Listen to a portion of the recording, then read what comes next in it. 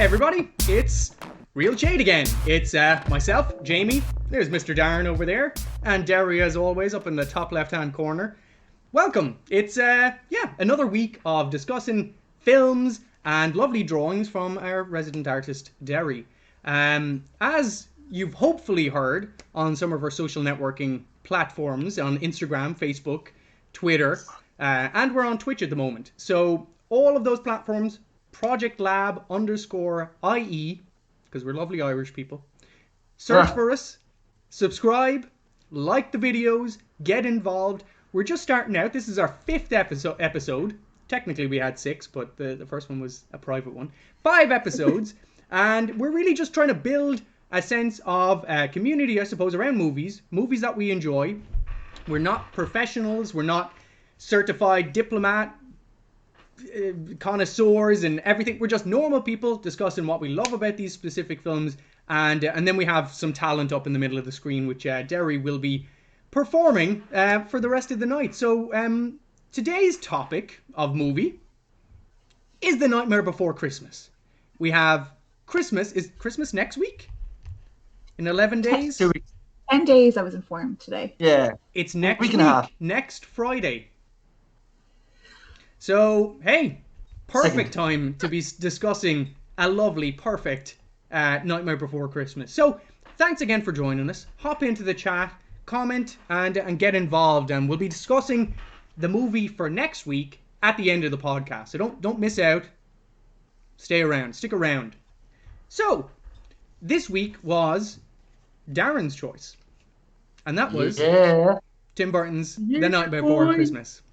So, what we'll do is I'll let you, Darren. I'll let you take it away, Darren, then for the summary of the film. Give us a little introduction. Tell us why you picked The Nightmare Before Christmas for this week's pick, and we'll go from there. Cool.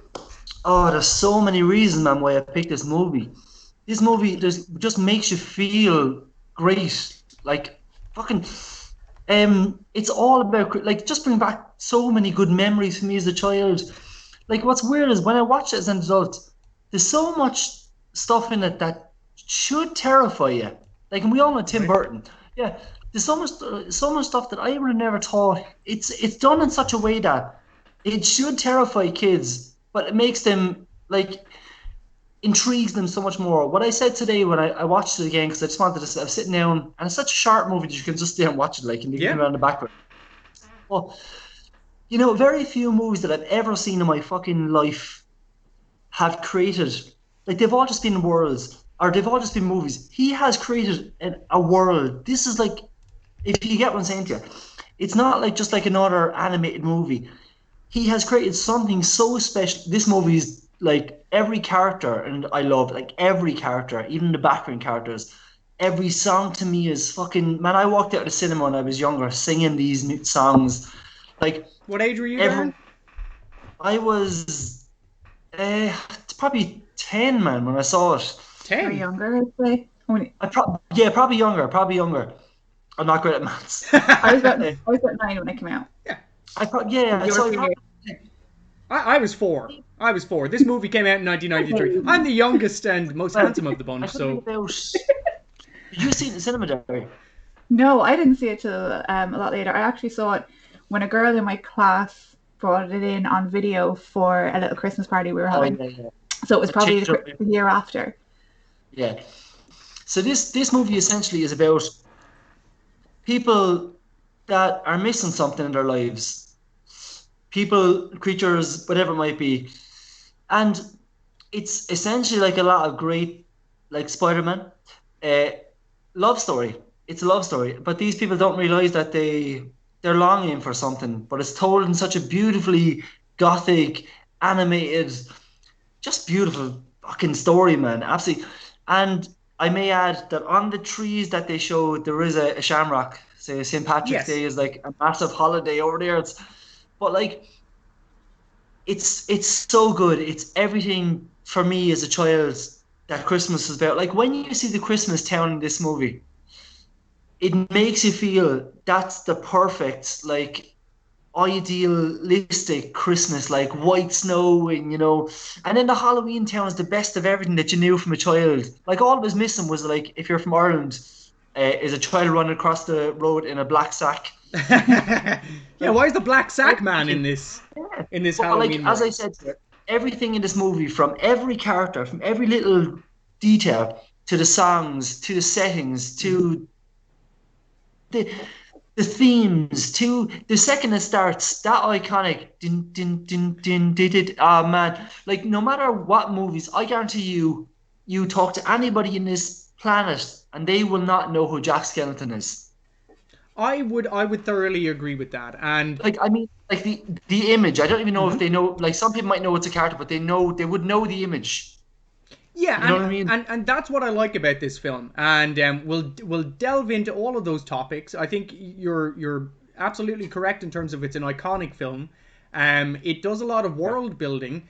It, like you said, it has this shamrock world, like that's one thing that I will talk about. But I was like, a St. Patrick's Day world. Oh my God, what a horrible place! Just people vomiting everywhere and just people getting into fights. It's like, I'm glad he didn't go. Yeah, the nightmare before St. Patrick's Day.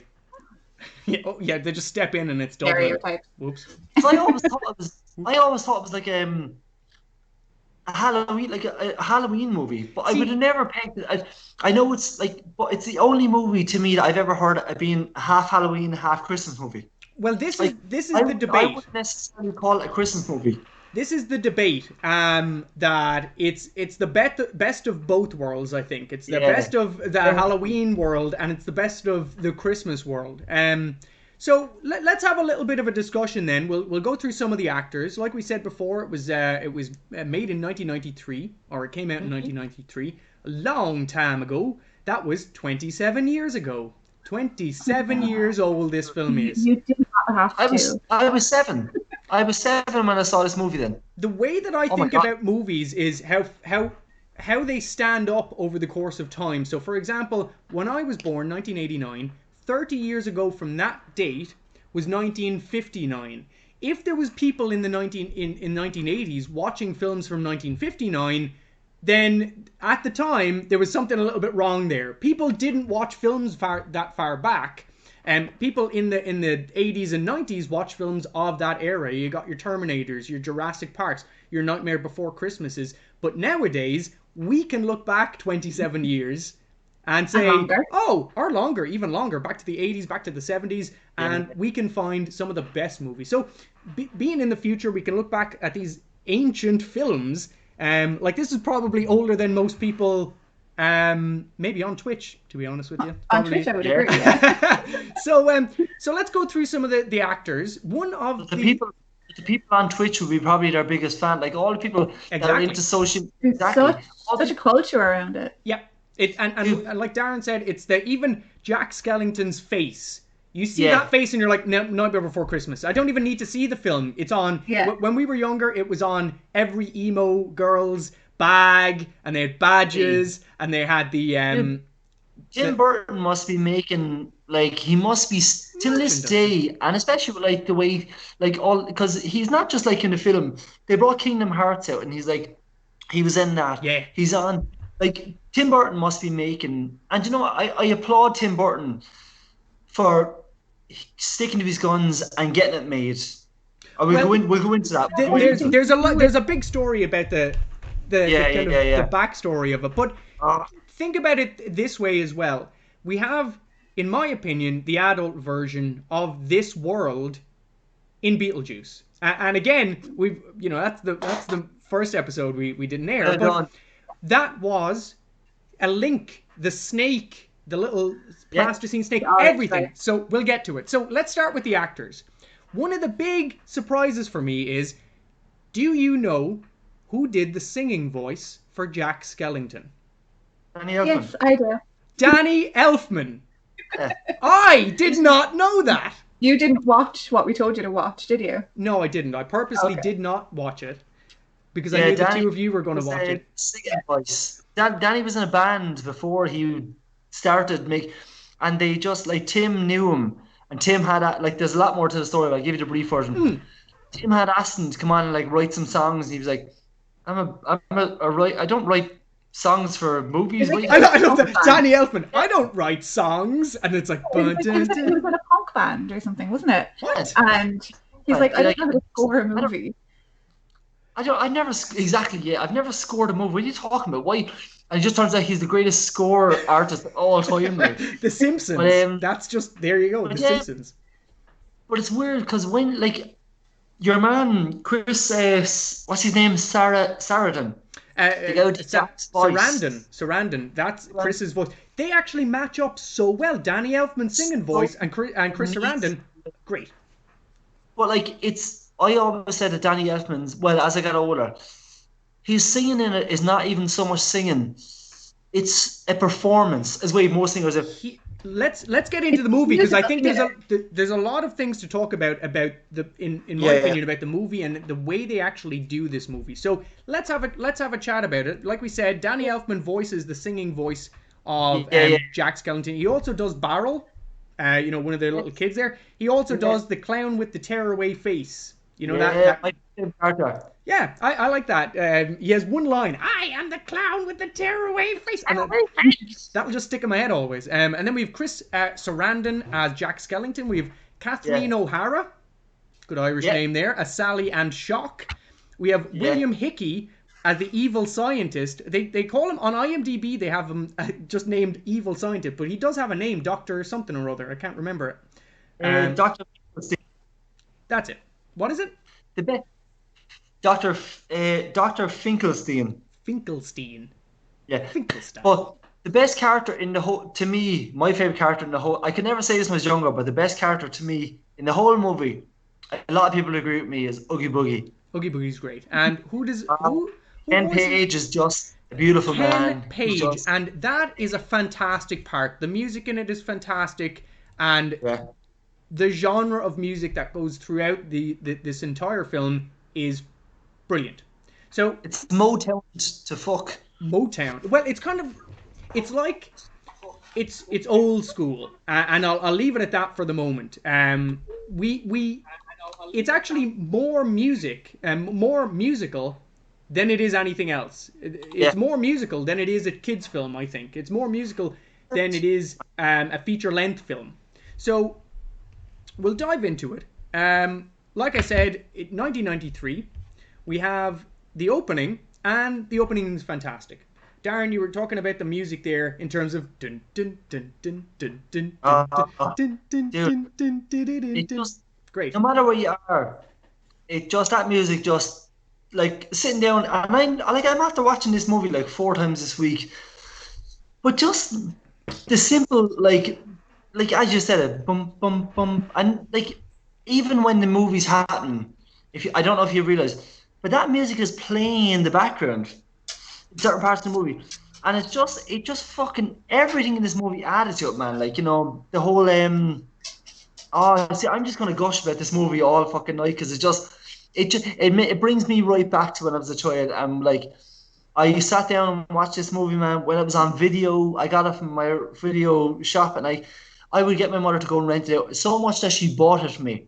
And like, oh man, I watched this movie over and over and over, and like I could quote her line for line. But like everything about this movie, as I said to you, some of the characters, when you look at some of the characters' designs, they're horrifying.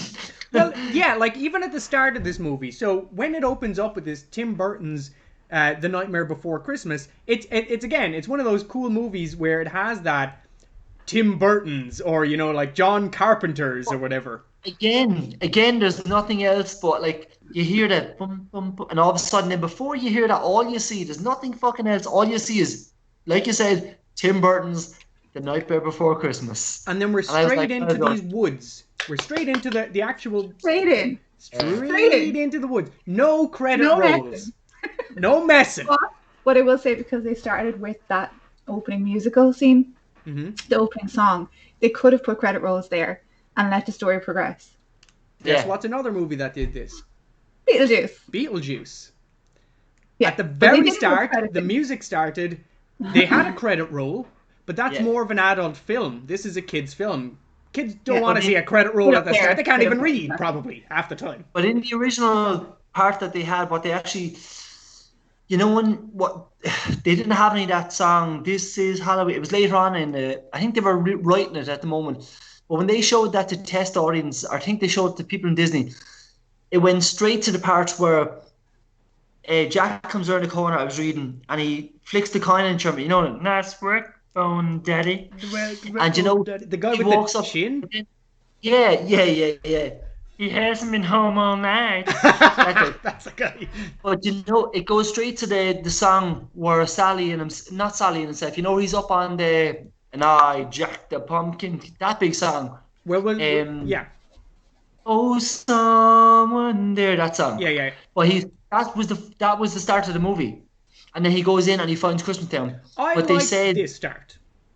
I love this start, but either way it would have been fucking great. It introduces, the way that they do it, so they bring the camera down into a circle of trees, and it doesn't need explanation. This is the best part of it. You're not sitting there, and again, because it's a kids movie, and it even does it better, even if this wasn't a kids movie, if this was an adult movie, they still would have done a great job of introducing the movie. They have it sweeping down, you see this swirling ground of wood.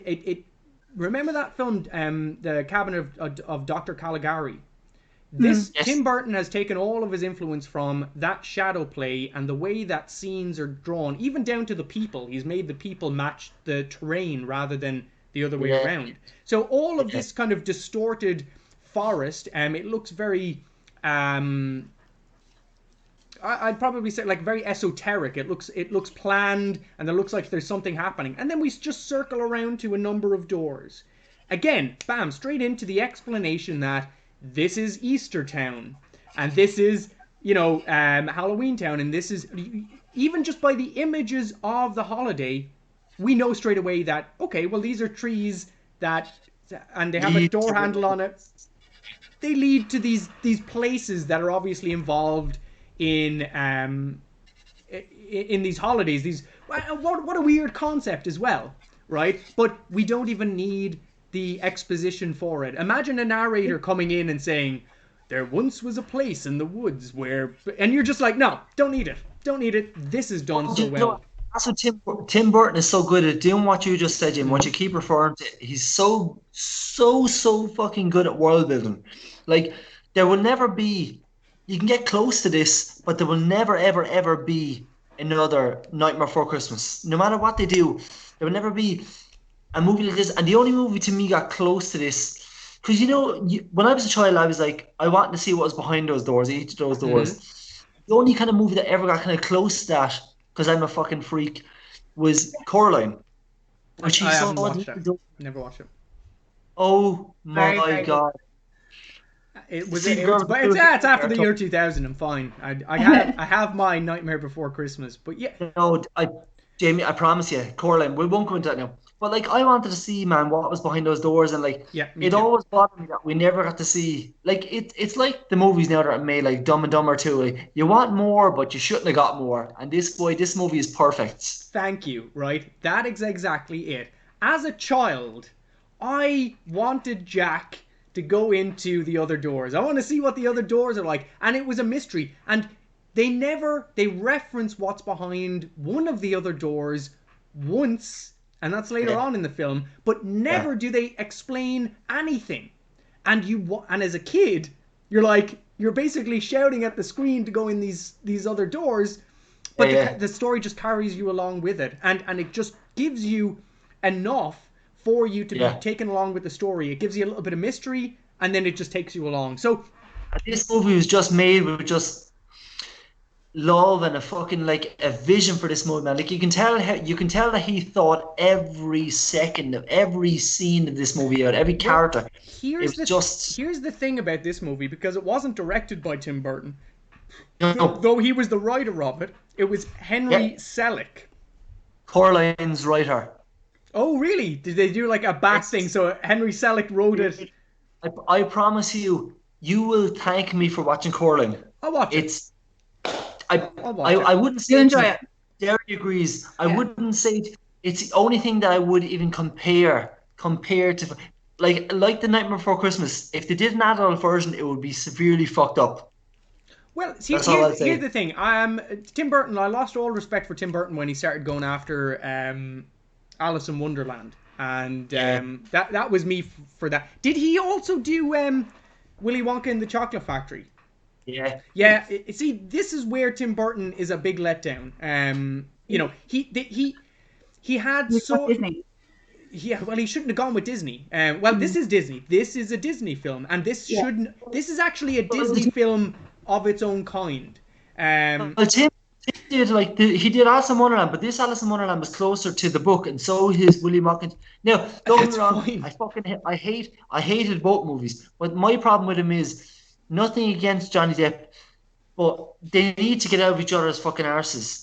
Johnny Depp Johnny Depp ain't acting anymore for probably another decade or so, so that won't matter too much to Mr. Tim. Yeah, no, but I mean, I didn't mind. I know the whole point when he did Willy Wonka and Chocolate Factory, or sorry, was it Charlie and Chocolate Factory? Charlie and the Chocolate Factory. I like what he was trying to do, but at that stage it was kind of like when it was coming out, he was trying to be different. And it was trying. There you go. He tried to be different, and he fucking just conformed. He conformed. Yeah. Everything he rails about in all of his movies about, actually, in this movie, this is funny about this movie because everybody uses this movie as kind of like, oh, I'm very different, and I clearly like all this movie. This movie is about conformity. Okay, don't step outside your box. Okay, be happy where you are. Okay, so and that's the funny thing I find about these films, like The Craft last time. It was like this teenage film. It encouraged lots of women to be feminists and stand up for themselves. Yet it also encouraged them the right way to slit their wrists. So it's just those funny little things that I don't remember from that you don't get nowadays. That's the humanity in a film. Yeah, you got your small little hiccups, and I think films back in the 90s, at the very least, an era that I grew up in, kind of, it made sense for those things to happen. Where nowadays, everything needs to be told, there needs to be exposition for everything, and, if it doesn't make sense, then people are just like, no, I don't believe it. But you didn't need to back here. So there has to be an explanation for everything nowadays. But this is why this movie is great. So we're swinging around these trees, and we can see Halloween Town. The way the door opens up, this is all stop motion. There's probably a little bit of CGI in here, and that's all. The rest of it is all stop motion. Impressive, very impressive. We come from Ireland. Was it not FMV instead of CGI back then? Technically, this is 1993, so Jurassic Park isn't long out, I don't think, around this time, and that was CGI. Okay. But CGI wasn't new. They wouldn't have, if it was in this, it was in it for very difficult parts, like the ghosts and things like that, like translucent ghosts. But for the rest of it, are zero. Obviously he was CGI, but in bits. You could even tell that it was still stop motion for Zero. Yeah. But so Tim Burton played Zero. He was the nose. He did, yeah. What did he do? The bark? He did the bark, yeah. We get straight into the movie. Okay, now I'm going to say this all throughout the whole entire thing. We're already into the first act. It starts off in a little introduction where, in most films, you would expect to hear a narrator, but that doesn't happen. This isn't a film, it's a musical. It's a stage musical. And you know how you tell it's a stage musical? Because everybody breaks the fourth wall. They look directly into the camera, at the viewer, and sing at them, and encourage them into the movie, effectively. You don't get that in musicals. You don't get that in your Les Miserables movie. You don't get that in, I don't know, even in Charlie and the Chocolate Factory, which is, or Willy Wonka and the Chocolate Factory, which is technically a musical, you don't have them look into the directly at the viewer. Whereas in this, it's all about the viewer and looking at them. So it's a very, think about the context of the whole entire film. If this movie was done in the 1940s, with the type of music that they have in it, like even at the end with that very jazzy kind of really kind of old school bluesy kind of, it's an old classic musical on stage. You could put this back with actual people pretend that Jack Skellington, like you could probably, white a man's face up or whatever. I could see this being done in a really cheesy way in the 1940s. It's an interesting point to make, though, because just as you said, Charlie and the Chocolate Factory, like Willy Wonka and the Chocolate, or sorry, you said Willy Wonka. It was Charlie and the Chocolate Factory when Tim Burton did it. Yeah. There is singing to camera in that, and in Alice in Wonderland, I believe there's singing to camera as well.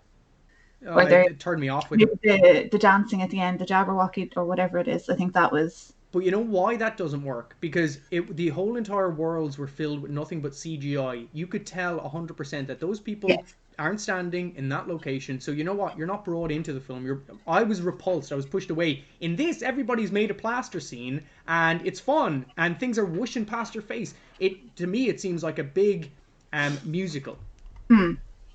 So we're straight into the music, and I love the fact that they basically introduce you to every single character then and there. They actually show you Oogie Boogie. They show you every single character that you're going to meet throughout the whole entire film is in that song.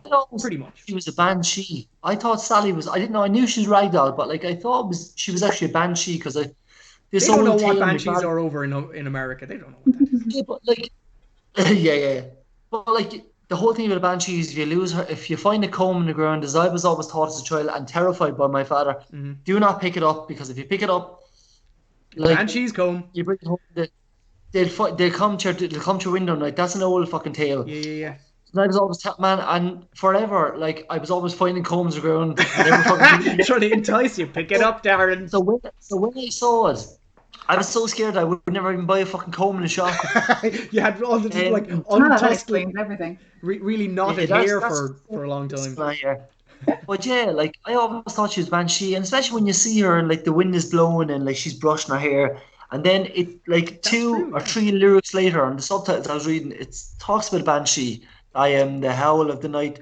But I always thought she was I didn't realize she was Ragdoll. I was like, oh, she's just a doll that talks. Okay. She's like a monster's bride. Yeah, the Bride of Frankenstein kind of thing. I made you. Right.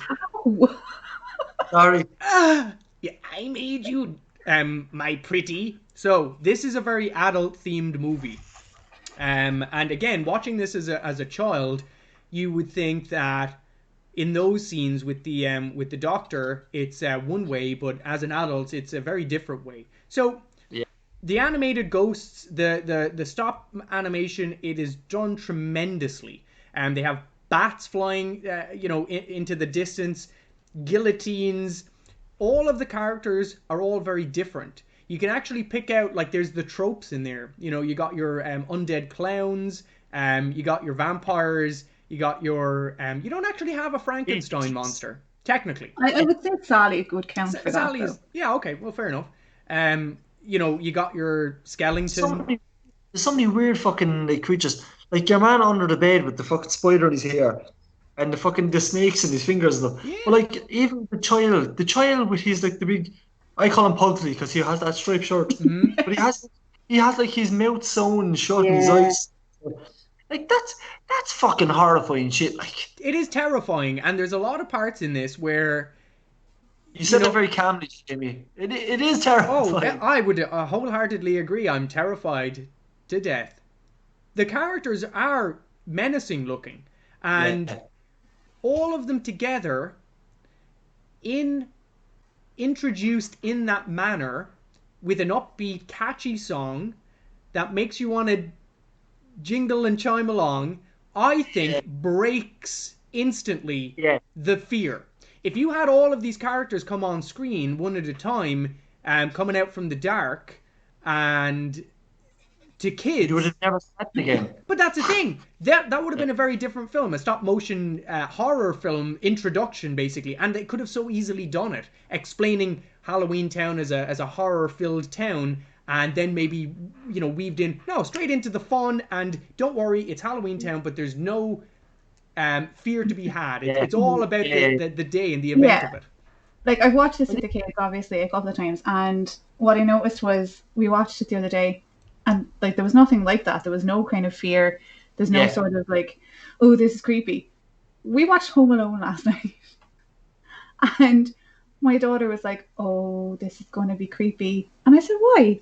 And she's like, "Oh, because the music says it's going to be freaky." Yes. That's all it was. It was the music. It's kind of anxiety-causing music, though. You know, that slow bells, din din, and yeah. Okay, Marty, we're going to be the Wet Bandits. As you said, because Nightmare Before Christmas doesn't have that like creepy music. Yeah. It's all upbeat. Excuse me. Then that it's not there for the kids. The kids just go, "Oh, this is just. It looks weird, but you know, everything's happy. Yay!" It's kind of like that thing. I think when a child falls down, they look at you for reaction, and if you go, "Yeah, everything's fine." So in a film where they have joyous, happy music, they're introduced into the content. Reassuringly, it's like, hey, this is fun, don't worry. You know, and they did a nice introduction into the trees and showing the sparkly, hey, there's an Easter bunny thing, and it kind of brings you into the Halloween. And did this film come out at Christmas time, 25th of November? It's a Christmas movie. Just out, yeah, just out. So again, it's around that time of year where kids are excited for Christmas and things like that. So they did a great job of merging two themes that should really be repulsed by each other. So even like we were talking about, the music introduces the feeling of it's fun, and finally. But then you see the fucking like, he's on like a wooden horse and he's been burnt. Like realistically, they set him afire, and I'm like, as I'm watching it as an adult, I'm like, that's cool, but also horrifying. But like. Then he does this huge, like he comes alive and he just does this mad flip.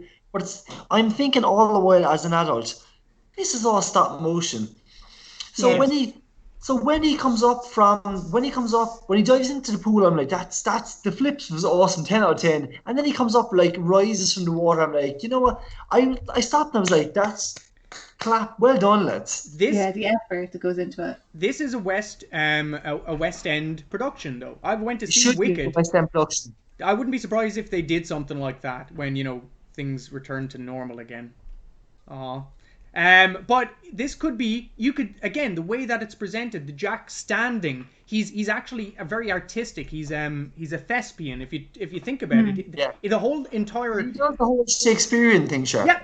The whole 364 days out of the year, these people are preparing for a one-day joyous event where they get to celebrate themselves. So there's, again, nothing to be scary about. We see these creepy skeletons and Sally and everything, but you know, it catches the right mood, and that is a great explanation, if anything, about how this world operates. You know, it defines itself within the first minute and a half. We're a minute and a half in, and we're pretty much through the actual, or sorry, 5 minutes in, I should say. And we've met everyone. Yeah. And we've met everybody. We've had the world explained to us. The world is built. We're comforted by the music. It's catchy, and we're actually the characters are staring at us in the face, so we're drawn into the film. You couldn't do a bad job. You could absolutely do a horrible job of that entry. Yet within 5 minutes, we're already there. You know, we're already engrossed in the world, and we want to see more of Jack specifically. Yeah. At this point, though, before we get introduced to Jack as the protagonist, we see Sally hiding in the trees, and her creator, which I'm going to speak a little bit on, finds her and is like, you poisoned me, you basically drugged me and I fell asleep, and you shouldn't run away on me. This, when I was younger, I was thinking, okay, it's his daughter, okay? That's his daughter. He's created his daughter and he's looking out for, no. That is an abusive relationship. Right? Yeah. He is being drugged by this much younger girl. She clearly has different interests, but he made her. I own you. This kind of a thing. You know, you got to stay locked up in that little tower I built for you. And 100% father, daughter, an abusive dad. Now, that is refuted by the fact that later on, when he makes his second wife, she looks exactly like him, and they're match made in heaven. And then she goes to Jack, and throughout the whole entire film, Jack and Sally called each other friends. They always talked about each other as he's a friend or she's a friend. There's no, it's a suggested. So it's like this. She's in this abusive relationship. She's wanting to get out of it and be with a much more popular, much more go and get him type of a person, and she's being kept in this horrible relationship. I go deep into that when I was watching it because it just came off as kind of like that. And like if you watch it, obviously a child wouldn't get that. No, but if you watch it, and that's really right. It's not even like in the background. You're like, and you have to reach for it. That's right in your face. I built you piece by piece, and I own you because of that. It's like, wow, that's a big. And she's like, I think that's what Spartan is really great at doing as well, is putting in those adult narratives that, okay, it might be a creepy story for a kid to watch, but as an adult looking at it, like Coraline as well. As a kid, it's just like, ooh, scary monster. As an adult, like I was a grown-up, probably with kids when I saw Coraline for the first time and went, oh my God, like it's terrifying. You know, just the narrative and the thoughts. And it's the same with this. It's like when you look at that narrative, a kid's not going to get it, but the adult watching it with the kid is going to be a bit more engrossed. But I think this is a running theme in Disney. I don't know if it's just because if Tim Burton wrote it like that, but this, like, you look at Disney and you look at Pixar and you look at things like what's the Inside Out. That movie is absolutely heartbreaking. What, Inside Out? Yes. Is that where you're one in the head? Yes. Oh, that was a horrible. First time I watched that, I cried like the whole way through. Yeah, I had to watch it. I cried because I had to watch it. It was horrible. Why did you like that? Yeah, but there's right in front of you, like Up, the movie Up. The first couple of minutes in that movie is heartbreaking. That's a good movie. But that's put in front of you. That's like, this is what it is, and you know, this is what you have to go through to get the story. And it's a great story. But things like Inside Out, when I watched it first, I was like, oh, it's a good movie, it's a funny movie. And then I watched it with my daughter, and I got a whole other aspect out of it. I was like, I had a lump in my throat, like watching it, because there was such moments in that made me think, and even things about my own childhood. If that was your kid, yeah. Well, see, this is the thing. Maybe it's because I'm not a parent. I don't have any of those maternal instincts or paternal instincts. No, like, I just did not give. I thought that movie. Well, let's not get on to a second movie, because I'm going to rant about that movie, and that's something I really didn't like. But this is where this movie does a better job, in my opinion. In that movie, there was too much setup, and there was too much faffing about, and there was too much exposition. How does this work? I'm this, I'm that. I'm your emotion, I'm your emotion. I do agree with that, this other person has the same emotions, but they're different, and they're all... It's just blah, blah, blah, blah, blah. This, we're like 5 minutes into the film, and we've already gotten into the big topic of the moment, which is an abusive relationship. It's a kid's movie. We've already been comforted by the music, and now we're hardly into the first act, and it's basically bringing big topics to the table in a really, really well done way, really well constructed. You don't feel threatened by what we see on the screen with the Doctor and Sally. You know that there's some sort of a conflict going on there, but it's not too heavy-handed. You know, it's not something that you're going to have to explain to the child you're watching it with either. Exactly, because as a child, enough. He's just a dick. But this is the thing. He's took a trope. He's took a trope, which is a doctor and a monster creation, and turn that just enough for kids to think, oh, okay, I've seen that before. I know the monster. Like, it's the 90s, there's a lot of that kind of going around. And then you just turn it a little bit more, and then the adults get it. It's perfect. I think Tim Burton wrote this, and maybe it's just me. I'd say he wrote it in a whole different light. I think it would have been more depressing, to be honest with you. When he wrote this movie, he was obviously a lot younger, and it was fucking years before it was made. Yeah. But I'd say he wrote it. There was a lot more adult themes, and like what you're saying about the whole abusive stuff, I say there was a lot more of that in it, because if you've seen a lot of these, you've obviously watched the movies that have whatever holiday movies that made us, and you see his drawings. His drawings are like. Yeah. They're fucked up, Jamie. He was let go from Disney because they didn't know what the fuck to do with him. And now they're like, please come back, please, Tim. Yeah.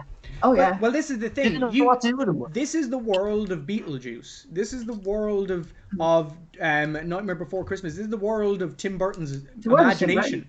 And that's what I love about this film. It has a running theme throughout all of his early films. You get these great, like, wow, it's a world that he's built in his head. And I don't need to know that. I don't need to have seen Beetlejuice to understand that this is a world of its own. And when I watch Beetlejuice, and then I might, like, let's say I watch this with one of my kids, one of my fictional kids, I watch it with my cat, then I'm thinking, wow, that's a great tie-in. Like, what it's like that idea works on so many different levels, from kids to adults, that you can just say words. Exactly, it's perfect. And like we were saying, the snake from the sandworm from Beetlejuice and the snake in this, like, amazing.